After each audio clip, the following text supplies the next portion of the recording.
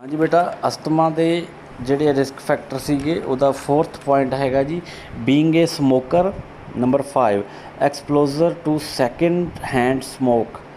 Number 6 exposure to exhaust fumes and other types of pollution.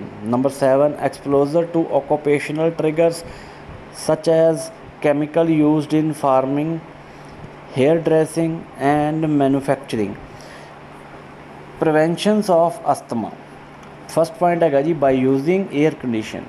Air condition houses ਦੀਆਂ mainly close windows close ਹੁੰਦੀਆਂ ਹਨ ਅਤੇ ਇਸ ਨਾਲ 에ਅਰਬੋਰਨ ਪੋਲਿਊਸ਼ਨ ਦੀ ਐਂਟਰੀ ਘੱਟ ਜਾਂਦੀ ਹੈ ਜੋ ਅਸਥਮਾ ਦਾ ਕੌਜ਼ ਬਣ ਸਕਦੇ ਹਨ।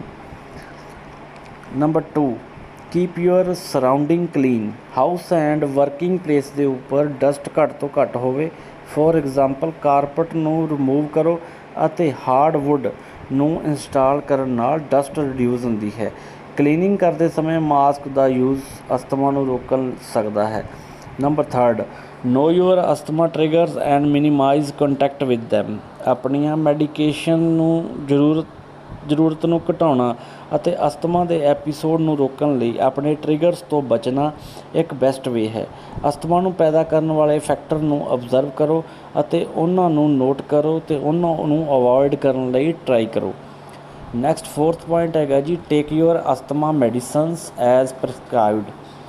ਆਪਣੇ ਅਸਥਮਾ ਦੀ ਮੈਡੀਸਨ ਰੈਗੂਲਰਲੀ ਲਓ ਜਿਵੇਂ ਤੁਹਾਨੂੰ ਤੁਹਾਡੇ ਫਿਜ਼ੀਸ਼ੀਅਨ ਵੱਲੋਂ ਪ੍ਰਸਕ੍ਰਾਈਬਡ ਕੀਤੀ ਗਈ ਹੈ। ਇਹ ਤੁਹਾਡੇ ਕਰੰਟ ਅਸਥਮਾ ਨੂੰ ਦੂਰ ਕਰਨ ਵਿੱਚ ਹੈਲਪ ਕਰੇਗਾ।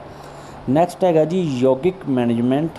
ਫਸਟ ਕਿਰਿਆ ਦੇ ਵਿੱਚ ਆ ਜਾਂਦੀ ਜਲਨੇਤੀ, ਸੂਤਰਨੇਤੀ, ਕਪਾਲਭਾਤੀ, ਕੁੰਜਲ, ਵਸਤਰਾਯੋਤੀ। ਨੈਕਸਟ ਸੂਰਿਆ ਨਮਸਕਾਰ ਆ ਗਿਆ ਜੀ ਸੈਕਿੰਡ। ਥਰਡ ਯੋਗਾ ਆਸਨ ਦੇ ਵਿੱਚ ਗਊਮੁਖ ਆਸਨ, ਚੱਕਰ ਆਸਨ, ਪਰਵਤ ਆਸਨ, ਭੁਜੰਗ ਆਸਨ, ਸੁਖ ਆਸਨ, ਮਸਤ ਆਸਨ, ਪਸ਼ਚਿਮੋਤ ਆਸਨ। ਸਪੈਸ਼ਲ ਪ੍ਰੈਕਟਿਸ ਯੋਗ ਨਿਦਰਾ। ਹੁਣ ਨੰਬਰ 3.5 ਆ ਗਿਆ ਜੀ ਹਾਈਪਰਟੈਂਸ਼ਨ। ਹਾਈਪਰਟੈਂਸ਼ਨ ਬੇਟਾ ਕੀ ਹੁੰਦਾ ਹੈ? ਇੱਕ ਬਲੱਡ ਪ੍ਰੈਸ਼ਰ ਜਿਹਨੂੰ ਆਪਾਂ ਕਹਿ ਦਿੰਦੇ ਹਾਂ। ਬਲੱਡ ਪ੍ਰੈਸ਼ਰ ਸਾਡੀ ਬਾਡੀ ਦੀ ਫੋਰਸ ਹੈ। ਇਹ ਸਾਡੀਆਂ ਆਰਟਰੀਜ਼ ਦੀਆਂ ਵਾਲਸ ਦੇ ਅਗੇਂਸਟ ਪੁਸ਼ ਕਰਦਾ ਹੈ। ਹਰ ਵਾਰ ਸਾਡੀ ਹਾਰਟ ਬੀਟ ਇਹ ਬਲੱਡ ਦੀ ਆਰਟਰੀਜ਼ ਵਿੱਚ ਪੰਪ ਕਰਦੀਆਂ ਹਨ। ਸਾਡਾ ਬਲੱਡ ਪ੍ਰੈਸ਼ਰ ਹਾਈਐਸਟ ਹੁੰਦਾ ਹੈ ਜਦੋਂ ਸਾਡੀ ਹਾਰਟ ਬੀਟ ਚੱਲਦੀ ਹੈ। ਬਲੱਡ ਨੂੰ ਪੰਪ ਕਰਦਾ ਹੈ। ਇਸ ਨੂੰ ਸਿਸਟੋਲਿਕ ਪ੍ਰੈਸ਼ਰ ਕਿਹਾ ਜਾਂਦਾ ਹੈ। ਜਦੋਂ ਸਾਡਾ ਹਾਰਟ ਬੀਟ ਦੇ ਵਿਚਾਲੇ ਰੈਸਟ ਪੀਰੀਅਡ ਹੁੰਦਾ ਹੈ ਤਾਂ ਸਾਡਾ ਬਲੱਡ ਪ੍ਰੈਸ਼ਰ ਡਿੱਗ ਪੈਂਦਾ ਹੈ। ਇਸ ਨੂੰ ਡਾਇਸਟੋਲਿਕ ਪ੍ਰੈਸ਼ਰ ਕਿਹਾ ਜਾਂਦਾ ਹੈ। ਬਲੱਡ ਪ੍ਰੈਸ਼ਰ ਨੂੰ ਹੀਮੋਗਲੋਬਿਨ mg ਵਿੱਚ ਮੇਜ਼ਰ ਕੀਤਾ ਜਾ ਸਕਦਾ ਹੈ। 120/80 ਰੀਡਿੰਗ ਨਾਰਮਲ ਬਲੱਡ ਪ੍ਰੈਸ਼ਰ ਹੈ ਜਦੋਂ ਕਿ ਬਲੱਡ ਪ੍ਰੈਸ਼ਰ 140 ਅਬਵ 90 ਹਾਇਰ ਹੈ ਤਾਂ ਉਹ ਹਾਈ ਬਲੱਡ ਪ੍ਰੈਸ਼ਰ ਹੈ। ਜਦੋਂ ਬਲੱਡ ਪ੍ਰੈਸ਼ਰ ਅਬਨੋਰਮਲੀ ਹਾਈ ਹੋ ਜਾਂਦਾ ਹੈ ਤਾਂ ਉਸ ਨੂੰ ਹਾਈਪਰਟੈਂਸ਼ਨ ਕਿਹਾ ਜਾਂਦਾ ਹੈ। ਹਾਂਜੀ ਬੇਟਾ, ਹਾਈਪਰਟੈਂਸ਼ਨ ਦਾ ਅੱਗੇ ਆਪਾਂ ਕਰਦੇ ਪਏ ਸੀਗੇ। ਸਪੈਗਮੋਮੋਨਮੀਟਰ ਇੱਕ ਅਜਿਹਾ ਇੰਸਟਰੂਮੈਂਟ ਹੈ ਜੋ ਬਲੱਡ ਪ੍ਰੈਸ਼ਰ ਨੂੰ ਮੇਜ਼ਰ ਕਰਨ ਲਈ ਯੂਜ਼ਡ ਹੁੰਦਾ ਹੈ। ਹਾਈ ਬਲੱਡ ਪ੍ਰੈਸ਼ਰ ਦੇ ਆਮ ਤੌਰ 'ਤੇ ਸਿੰਪਟਮਸ ਨਹੀਂ ਹੁੰਦੇ ਪਰ ਸੀਰੀਅਸ ਪ੍ਰੋਬਲਮ ਜਿਵੇਂ stroke, heart failure, heart attack and kidney failures ਹੋ ਸਕਦਾ ਹੈ। Type of high blood pressure. High blood pressure ਦੀਆਂ 2 ਟਾਈਪਸ ਹੁੰਦੀਆਂ ਹਨ। ਪਹਿਲੀ ਹੈ ਪ੍ਰਾਇਮਰੀ ਹਾਈਪਰਟੈਂਸ਼ਨ। ਬਹੁਤ ਅਡਲਟਸ ਲਈ ਹਾਈ ਬਲੱਡ ਪ੍ਰੈਸ਼ਰ ਦਾ ਕੋਈ ਆਇਡੈਂਟੀਫਾਏਬਲ ਕੌਜ਼ ਨਹੀਂ ਹੈ। ਇਸ ਟਾਈਪ ਦਾ ਹਾਈ ਬਲੱਡ ਪ੍ਰੈਸ਼ਰ ਜਿਸ ਨੂੰ ਪ੍ਰਾਇਮਰੀ ਹਾਈਪਰਟੈਂਸ਼ਨ ਕਿਹਾ ਜਾਂਦਾ ਹੈ ਕਈ ਸਾਲਾਂ ਤੋਂ ਹੌਲੀ ਹੌਲੀ ਡਿਵੈਲਪ ਹੁੰਦਾ ਹੈ। ਟਾਈਪਸ ਜਿਵੇਂ ਬੇਨਿਲ, ਮਾਲੀਜੈਨੇਟ ਹਾਈਪਰਟੈਂਸ਼ਨ। ਅੱਗੇ ਆ ਗਿਆ ਜੀ ਸੈਕੰਡਰੀ ਹਾਈਪਰਟੈਂਸ਼ਨ। ਕੁਝ ਲੋਕਾਂ ਨੂੰ ਹਾਈ ਬਲੱਡ ਪ੍ਰੈਸ਼ਰ ਹੁੰਦਾ ਹੈ ਇੱਕ ਅੰਡਰਲਾਈਨ ਕੰਡੀਸ਼ਨ ਕਾਰਨ। ਇਸ ਟਾਈਪ ਨੂੰ high blood pressure second hypertension ਕਿਹਾ ਜਾਂਦਾ ਹੈ। ਪ੍ਰਾਇਮਰੀ ਹਾਈਪਰਟੈਂਸ਼ਨ ਨਾਲੋਂ ਹਾਈ ਬਲੱਡ ਪ੍ਰੈਸ਼ਰ ਦਾ ਕੌਜ਼ ਬਣਦਾ ਹੈ। Types cardiovascular hypertension, endocrine hypertension, renal hypertension, neurogenetic hypertension ਅਤੇ ਪ੍ਰੈਗਨੈਂਸੀ ਇਨਕਲੂਡਡ ਹਾਈਪਰਟੈਂਸ਼ਨ। ਅੱਗੇ ਆ ਗਿਆ ਜੀ ਮੈਨੀਫੈਸਟੇਸ਼ਨਸ ਆਫ ਹਾਈਪਰਟੈਂਸ਼ਨ।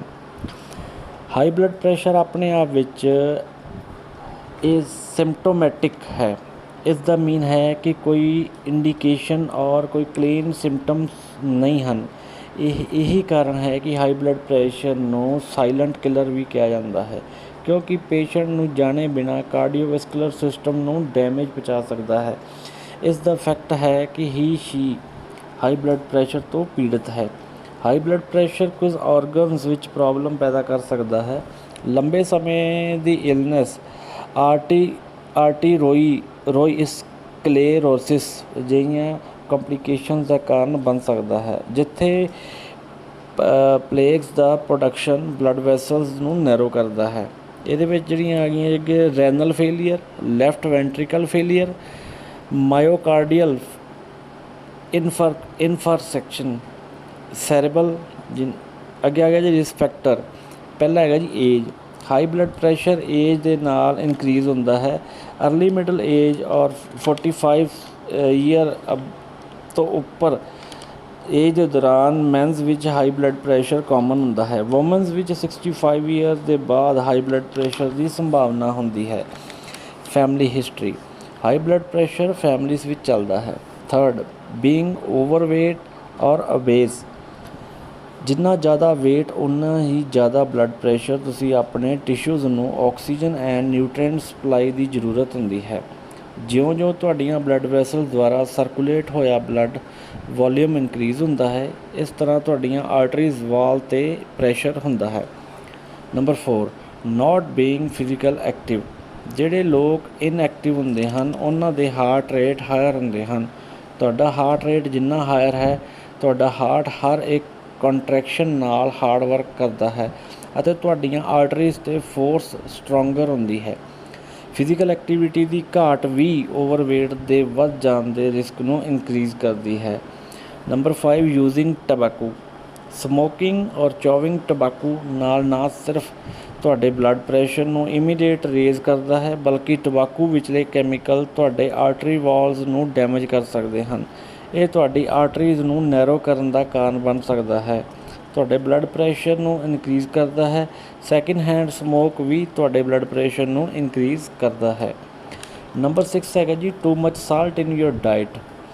ਤੁਹਾਡੀ ਡਾਈਟ ਵਿੱਚ ਬਹੁਤ ਜ਼ਿਆਦਾ ਸੋਡੀਅਮ ਤੁਹਾਡੀ ਬਾਡੀ ਨੂੰ ਫਲੂਇਡ ਨੂੰ ਰਿਟੇਨ ਕਰ ਸਕਦਾ ਹੈ, ਜਿਸ ਨਾਲ ਬਲੱਡ ਪ੍ਰੈਸ਼ਰ ਇਨਕਰੀਜ਼ ਹੁੰਦਾ ਹੈ। ਹਾਂਜੀ ਬੇਟਾ, ਆਪਾਂ ਕਰਦੇ ਪਏ ਸੀ ਹਾਈਪਰਟੈਂਸ਼ਨ, ਜਿਹਦੇ ਰਿਸਕ ਫੈਕਟਰ ਕਰਦੇ ਸੀਗੇ। Point number 7, too little potassium in your diet. Potassium ਤੁਹਾਡੇ ਸੈੱਲਸ ਵਿੱਚ ਸੋਡੀਅਮ ਦੀ ਅਮਾਊਂਟ ਨੂੰ ਬੈਲੈਂਸ ਕਰਨ ਵਿੱਚ ਹੈਲਪ ਕਰਦਾ ਹੈ।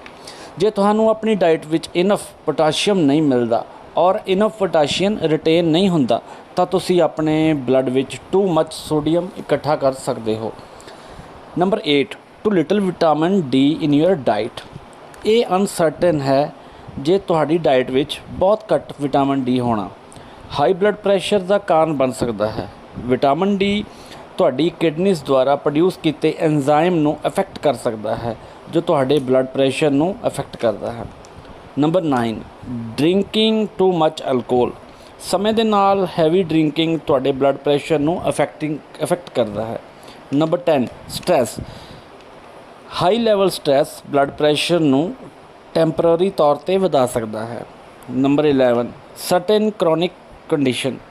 ਕੁਝ ਕਰੋਨਿਕ ਕੰਡੀਸ਼ਨ ਤੁਹਾਡੇ ਹਾਈ ਬਲੱਡ ਪ੍ਰੈਸ਼ਰ ਦੇ ਰਿਸਕ ਨੂੰ ਵੀ ਇਨਕਰੀਜ਼ ਕਰ ਸਕਦੀਆਂ ਹਨ, ਜਿਵੇਂ kidney disease, diabetes, sleep apnoea. ਅੱਗੇ ਆ ਗਿਆ ਜੀ ਯੋਗਿਕ ਮੂਵਮੈਂਟਸ। ਪਹਿਲੀ ਹੈਗੀ ਕਿਰਿਆਸ। ਜਲ ਨੇਤੀ ਕਰੋ, ਸੂਤਰ ਨੇਤੀ, ਸੂਰਿਆ ਨਮਸਕਾਰ, ਯੋਗਿਕ ਸੂਖਸ਼ਮਾ ਵਿਆਮਾਂ ਦੀਆਂ ਸਿਲੈਕਟਡ ਪ੍ਰੈਕਟਿਸ ਕਰੋ। ਅੱਗੇ ਆਸਨਸ। ਆਸਨ ਦੇ ਵਿੱਚ ਭੁਜੰਗ ਆਸਨ, ਪਵਨ ਮੁਕਤ ਆਸਨ, ਤਾੜ ਆਸਨ, ਅਰਧ ਚੱਕਰ ਆਸਨ, ਸ਼ਵ ਆਸਨ, ਇਹ ਆਪਾਂ ਕਰ ਸਕਦੇ ਹਾਂ ਇਹਦੀ ਮੈਨੇਜਮੈਂਟ ਦੇ ਵਾਸਤੇ। ਨੈਕਸਟ ਪ੍ਰਾਣਾਯਾਮ, ਨਾਦੀ ਸੁਧੀ, ਉਜੈ ਐਂਡ ਭਰਮਾਰੀ, ਇਹ ਆਪਾਂ ਕਰ ਸਕਦੇ ਹਾਂ ਪ੍ਰਾਣਾਯਾਮ ਦੇ ਵਿੱਚ।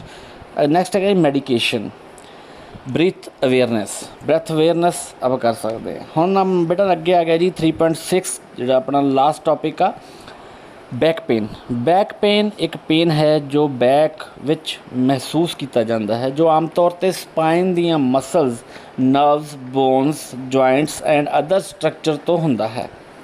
ਬੈਕ ਪੇਨ ਵਿੱਚ lower back pain, middle back pain, upper back pain ਔਰ ਸਾਈਟਿਕਾ ਦੇ ਨਾਲ ਬੈਕ ਪੇਨਸ ਇਨਕਲੂਡ ਹੁੰਦਾ ਹੈ। Nerves and muscular problems, degenerative disc disease and arthritis ਦੇ ਰਿਜ਼ਲਟ ਵਜੋਂ ਬੈਕ ਪੇਨ ਹੋ ਸਕਦੀ ਹੈ। ਬੈਕ ਪੇਨ ਦੇ ਮੇਨ ਕਾਜ਼ ਫਿਜ਼ੀਕਲ ਐਕਟੀਵਿਟੀ ਦੀ ਘਾਟ, lack of flexibility, excessive pressure on back etcetera ਹੋ ਸਕਦੇ ਹਨ। ਬੈਕ ਪੇਨ ਦੇ ਜਨਰਲ ਰੀਜ਼ਨਸ ਲੰਬੇ ਸਮੇਂ ਲਈ ਬੈਠਣਾ ਅਤੇ ਖੜ੍ਹੇ ਹੋਣਾ, ਇਨਕਰੈਕਟ ਪੋਸਚਰ ਵਿੱਚ ਬੈਠਣਾ ਜਾਂ ਖੜ੍ਹੇ ਹੋਣਾ, lack of exercise, obesity and weak back muscles ਹੋ ਸਕਦੇ ਹਨ। ਹੁਣ ਬੇਟਾ ਅੱਗੇ ਆ ਗਿਆ ਜੀ signs and symptom of back pain may be included. ਪਹਿਲਾ ਹੈਗਾ ਜੀ muscle ache, second shooting or stabbing pain, number third pain that radiates down your legs, number 4 limited flexibility or range of motion for the back। Last ਉਸ ਤੋਂ ਬਾਅਦ ਆ ਗਿਆ ਜੀ ਕਾਜ਼, back pain suddenly ਆ ਸਕਦਾ ਹੈ ਅਤੇ 6 ਵੀਕ ਤੋਂ ਘੱਟ ਸਮੇਂ ਤੱਕ ਹੋ ਸਕਦਾ ਹੈ, ਜੋ ਡਿੱਗਣ, ਹੈਵੀ ਵੇਟ ਲਿਫਟ ਕਰਨ ਨਾਲ ਹੋ ਸਕਦਾ ਹੈ। ਉਹ ਪੇਨ ਜੋ 3 ਮੰਥ ਤੋਂ ਵੱਧ ਸਮੇਂ ਲਈ ਰਹਿੰਦਾ ਹੈ, ਗੰਭੀਰ ਪੇਨ ਨਾਲੋਂ ਘੱਟ ਹੁੰਦਾ ਹੈ, ਉਸ ਨੂੰ ਬੈਕ ਪੇਨ ਕਿਹਾ ਜਾਂਦਾ ਹੈ। ਇਹਦੇ ਮੇਨ ਕਾਜ਼ਜ਼ ਹਨ, ਹਾਂਜੀ ਇਹਦੇ ਕਾਜ਼ ਪਹਿਲਾ ਹੈਗਾ ਜੀ ਮਸਲ ਐਂਡ ਲਿਗਾਮੈਂਟ ਸਟ੍ਰੇਨ, ਵਾਰ-ਵਾਰ ਹੈਵੀ ਲਿਫਟਿੰਗ ਔਰ ਸਡਨ ਔਕਵਰਡ ਮੂਵਮੈਂਟ ਕਰਨ ਨਾਲ ਮਸਲ ਐਂਡ ਸਪਾਈਨਲ ਲਿਗਾਮੈਂਟ ਵਿੱਚ ਸਟ੍ਰੇਨ ਆ ਜਾਂਦਾ ਹੈ। ਜੋ ਤੁਸੀਂ ਪੂਅਰ ਫਿਜ਼ੀਕਲ ਕੰਡੀਸ਼ਨ ਵਿੱਚ ਹੋ ਤਾਂ ਤੁਹਾਡੀ ਬੈਕ 'ਤੇ ਕੌਂਸਟੈਂਟ ਸਟ੍ਰੇਨ ਪੈਣ ਨਾਲ ਪੇਨਫੁਲ ਮਸਲ ਸਪੈਮਸ ਦਾ ਕਾਜ਼ ਹੋ ਸਕਦਾ ਹੈ। ਸੈਕਿੰਡ ਬਲੇਜ਼ਿੰਗ ਔਰ ਰਿਪਿਊਟਡ ਡਿਸਕ ਤੁਹਾਡੀ ਸਪਾਈਨ ਦੇ ਵਿਚਕਾਰ ਕਿਊਸ਼ਨ ਦੇ ਕੰਮ ਕਰਦੀ ਹੈ। ਡਿਸਕ ਦੇ ਅੰਦਰਲਾ ਸੌਫਟ ਮਟੀਰੀਅਲ ਬਲਜ ਸਕਦੀ ਹੈ ਔਰ ਰਿਪਿਊਟਡ ਹੋ ਸਕਦਾ ਹੈ ਅਤੇ ਨਰਵਸ ਉੱਤੇ ਪ੍ਰੈਸ਼ਰ ਆ ਸਕਦਾ ਹੈ। ਹਾਲਾਂਕਿ ਤੁਹਾਡੇ ਕੋਲ ਬੈਕ ਪੇਨ ਤੋਂ ਬਿਨਾਂ ਇੱਕ ਬਲੇਜ਼ਿੰਗ ਔਰ ਰਿਪਿਊਟਡ ਡਿਸਕ ਹੋ ਸਕਦਾ ਹੈ। ਡਿਸਕ ਡਿਜ਼ੀਜ਼ ਅਕਸਰ ਇੰਸੀਡੈਂਟਲੀ ਹੋ ਜਾਂਦੀ ਹੈ, ਜੋ ਤੁਸੀਂ ਕਿਸੇ ਹੋਰ ਰੀਜ਼ਨ ਕਰਕੇ ਸਪਾਈਨ ਦੇ ਐਕਸਰੇ ਲੈਂਦੇ ਹੋ। ਨੰਬਰ ਥਰਡ ਆਰਥਰਾਈਟਿਸ, ਇਹਦੇ ਵਿੱਚ ਆ ਗਿਆ ਜੀ ਆਸਟੋਆਰਥਰਾਈਟਿਸ ਦੇ ਲੋਅਰ ਬੈਕ ਨੂੰ ਇਫੈਕਟ ਕਰਦਾ ਹੈ। ਕੁਝ ਕੇਸਿਸ ਵਿੱਚ ਸਪਾਈਨ ਵਿੱਚ ਆਰਥਰਾਈਟਿਸ ਸਪਾਈਨ ਦੇ ਦੁਆਲੇ ਸਪੇਸ ਨੂੰ ਨੈਰੋ ਕਰਨ ਦਾ ਕਾਰਨ ਬਣਦੀ ਹੈ। ਇਸ ਕੰਡੀਸ਼ਨ ਜਿਸ ਵਿੱਚ ਸਪਾਈਨ ਸਟੈਨੋਸਿਸ ਕਿਹਾ ਜਾਂਦਾ ਹੈ। ਬੇਟਾ ਅਸਲ ਵਿੱਚ ਕੀ ਹੁੰਦਾ, ਜਿਹੜੀ ਤੁਹਾਡੀ ਸਪਾਈਨ ਆ, ਬੈਕ ਪੇਨ ਆ, ਤੁਹਾਡੀ ਸਪਾਈਨਲ ਕਾਰਡ ਆ, ਉਹ ਇੱਕ ਸਾਈਡ ਨੂੰ ਬਾਹਰ ਨੂੰ ਨਿਕਲ ਜਾਂਦੀ ਆ, ਉਹਨੂੰ ਸਟੈਨੋਸਿਸ ਕਹਿੰਦੇ ਆ। ਨੈਕਸਟ ਆ ਗਿਆ ਜੀ ਨੰਬਰ 4 ਸਕੈਲਟਲ ਇਰਰੈਗੂਲਰਿਟੀਜ਼। ਬੈਕ ਪੇਨ ਹੋ ਸਕਦਾ ਹੈ ਜੇ ਤੁਹਾਡੀ ਸਪਾਈਨ ਅਬਨੋਰਮਲੀ ਕਰਵ ਹੈ, ਜੇ ਤੁਹਾਡਾ ਕਰਵ ਮਤਲਬ ਸਹੀ ਨਹੀਂ ਹੈਗਾ। ਸਕੋਲੋਸਿਸ ਇੱਕ ਅਜਿਹੀ ਕੰਡੀਸ਼ਨ ਹੈ ਜਿਸ ਵਿੱਚ ਤੁਹਾਡੀ ਸਪਾਈਨ ਕਰਵ ਸਾਈਡ 'ਤੇ ਹੋ ਜਾਂਦੀ ਹੈ। ਇਹ ਬੈਕ ਪੇਨ ਦਾ ਕਾਰਨ ਬਣਦੀ ਹੈ, ਪਰ ਜਨਰਲੀ ਸਿਰਫ ਤਾਂ ਹੀ ਜੇ ਸਕੋਲੋਸਿਸ ਗੰਭੀਰ ਹੁੰਦਾ ਹੈ। ਅੱਗੇ ਆ ਗਿਆ ਜੀ ਆਸਟੋਪੋਰੋਸਿਸ, ਤੁਹਾਡੀ ਸਪਾਈਨ ਦੀ ਵਰਟਬਰਾ ਕੰਪਰੈਸ਼ਨ ਫ੍ਰੈਕਚਰ ਨੂੰ ਡਿਵੈਲਪ ਕਰ ਸਕਦੀ ਹੈ ਜੇ ਤੁਹਾਡੀਆਂ ਬੋਨਸ ਪੋਰਸਸ ਔਰ ਬ੍ਰਿਟਲ ਹੋ ਜਾਂਦੀਆਂ ਹਨ। ਮਤਲਬ ਕਿ ਆਸਟੋਪੋਰੋਸਿਸ ਦੇ ਵਿੱਚ ਕੀ ਹੁੰਦਾ, ਤੁਹਾਡੀਆਂ ਹੱਡੀਆਂ ਕਮਜ਼ੋਰ ਹੋ ਜਾਂਦੀਆਂ, ਭੁਰਭੁਰੀਆਂ ਹੋ ਜਾਂਦੀਆਂ। ਨੈਕਸਟ ਇਹਦੇ ਬੇਟਾ ਆ ਗਿਆ ਰਿਸਕ ਫੈਕਟਰ। ਕੋਈ ਵੀ back pain children and teens ਵਿੱਚ ਡਿਵੈਲਪ ਹੋ ਸਕਦਾ ਹੈ। ਰਿਸਰਚ ਨੇ ਅਜੇ ਇਹ ਪ੍ਰੂਵ ਨਹੀਂ ਕੀਤਾ ਕਿ ਬੈਕ ਪੇਨ ਵਿੱਚ ਕੀ ਕੰਟਰੀਬਿਊਟ ਹੁੰਦਾ ਹੈ, ਹਾਲਾਂਕਿ ਇਹ ਫੈਕਟਰ ਤੁਹਾਨੂੰ ਬੈਕ ਪੇਨ ਦੇ ਗ੍ਰੇਟਰ ਰਿਸਕ ਵਿੱਚ ਪਾ ਸਕਦੇ ਹਨ। ਪਹਿਲਾ ਹੈਗਾ ਜੀ ਏਜ। ਬੈਕ ਪੇਨ ਮੋਰ ਕਾਮਨ ਹੁੰਦਾ ਹੈ ਲਗਭਗ ਤੁਹਾਡੀ 30 ਤੋਂ 40 ਏਜ ਜਦੋਂ ਸਟਾਰਟ ਹੁੰਦੀ ਹੈ ਉਸ ਤੋਂ। ਲੈਕ ਆਫ ਐਕਸਰਸਾਈਜ਼, ਵੀਕ ਤੁਹਾਡੀ ਬੈਕ ਅਨਸ਼ੋਰ ਮਸਲ ਦੇ ਕਾਰਨ ਬੈਕ ਪੇਨ ਹੋ ਸਕਦੀ ਹੈ। ਮਤਲਬ ਤੁਹਾਡੀ ਬੈਕ ਜੇ ਵੀਕ ਹੋਵੇ ਤਾਂ।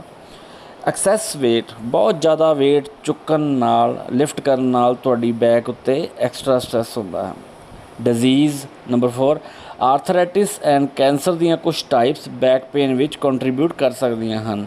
Number 5 improper lifting, weight lifting ਵੇਲੇ ਆਪਣੀਆਂ ਲੈਗਸ ਦੀ ਬਜਾਏ ਆਪਣੀ ਬੈਕ ਦੀ ਵਰਤੋਂ ਕਰਨ ਨਾਲ ਬੈਕ ਪੇਨ ਹੋ ਸਕਦਾ ਹੈ। Number 6 psychological conditions, depression and anxiety ਦੇ ਸ਼ਿਕਾਰ ਲੋਕ ਬੈਕ ਪੇਨ ਦਾ ਜ਼ਿਆਦਾ ਰਿਸਕ ਹੁੰਦਾ ਉਹਨਾਂ ਨੂੰ। ਨੰਬਰ 7 ਸਮੋਕਿੰਗ, ਇਹ ਤੁਹਾਡੀ ਬਾਡੀ ਨੂੰ ਤੁਹਾਡੀ ਬੈਕ ਵਿਚਲੀਆਂ ਡਿਸਕ ਅਤੇ ਇਨਫ ਨਿਊਟ੍ਰੀਸ਼ਨ ਡਾਈਵਰਟ ਕਰਨ ਤੋਂ ਰੋਕਦੀ ਹੈ ਡਿਲੀਵਰ ਕਰਨ ਤੋਂ ਰੋਕਦੀ ਹੈ। ਅੱਗੇ ਆ ਗਿਆ ਜੀ ਯੋਗਿਕ movement of lower back pain. ਪਹਿਲਾ ਹੈਗਾ ਜੀ spinal exercise. Simple spinal joints and muscle ਕਰਕੇ ਯੋਗਿਕ ਟੈਕਨੀਕ ਦੇ ਪ੍ਰੈਕਟਿਸ ਦੀ ਫੈਸਿਲੀਟੇਟ ਕਰਦਾ ਹੈ। ਪਹਿਲਾ ਸੁਖਮਾ, ਇਹਦਾ ਹੈਗਾ ਜੀ ਗ੍ਰਹਿ ਸ਼ਕਤੀ ਵਿਕਾਸਾਕਾ, ਜਿਹਨੂੰ ਆਪਾਂ ਕਹਿੰਦੇ ਸਟਰੈਂਥਨ ਦਾ ਨੈਕ। ਅੱਗੇ ਆ ਗਿਆ ਜੀ ਸਕੰਤਾਥਾ ਬਹੁਮੂਲਾ ਸ਼ਕਤੀ ਵਿਕਾਸਾਕਾ, ਜਿਹਨੂੰ ਕਹਿੰਦੇ developing the strength of the shoulder blades and joints. ਉਸ ਤੋਂ ਅੱਗੇ ਆ ਗਿਆ ਜੀ ਪੂਰਨ ਭੁਜਾ ਸ਼ਕਤੀ ਵਿਕਾਸਾ, ਇਹ ਹੁੰਦਾ ਜੀ ਡਿਵੈਲਪਿੰਗ ਦਾ ਆਰਮ। ਨੈਕਸਟ ਕਤੀ ਸ਼ਕਤੀ ਸਟਰੈਂਥਿੰਗ ਦਾ ਬੈਕ। ਸੈਕਿੰਡ ਆ ਗਿਆ ਜੀ ਯੋਗਾ ਆਸਨ, ਤਾੜ ਆਸਨ, ਅਰਧ ਮਸਤੇਂਦਰ ਆਸਨ, ਭੁਜੰਗ ਆਸਨ, ਵਕਰ ਆਸਨ ਅਤੇ ਸ਼ਲਭ ਆਸਨ, ਇਹ ਸਾਰੇ ਹੋ ਸਕਦੇ ਨੇ ਇਹਦੇ ਵਿੱਚ। ਥਰਡ ਪ੍ਰਾਣਾਯਾਮ ਦੇ ਵਿੱਚ ਆ ਗਿਆ ਨਾਦੀ ਸ਼ੋਧਨ ਪ੍ਰਾਣਾਯਾਮ, ਸੂਰਿਆ ਭੇਦ ਪ੍ਰਾਣਾਯਾਮ, ਉਜੈ ਭਰਮਾਰੀ। ਅਤੇ ਸਪੈਸ਼ਲ ਪ੍ਰੈਕਟਿਸ ਦੇ ਵਿੱਚ ਆ ਗਿਆ ਯੋਗ ਨਿਦਰਾ, ਅਤੇ ਲਾਸਟ ਧਿਆਨਾਂ ਦੇ ਵਿੱਚ ਆ ਗਿਆ ਜੀ ਮੈਡੀਕੇਸ਼ਨ। ਇੱਥੇ ਬੇਟਾ ਤੁਹਾਡਾ ਚੈਪਟਰ ਨੰਬਰ 3 ਖਤਮ ਹੋ ਗਿਆ ਜੀ। Thank you very much.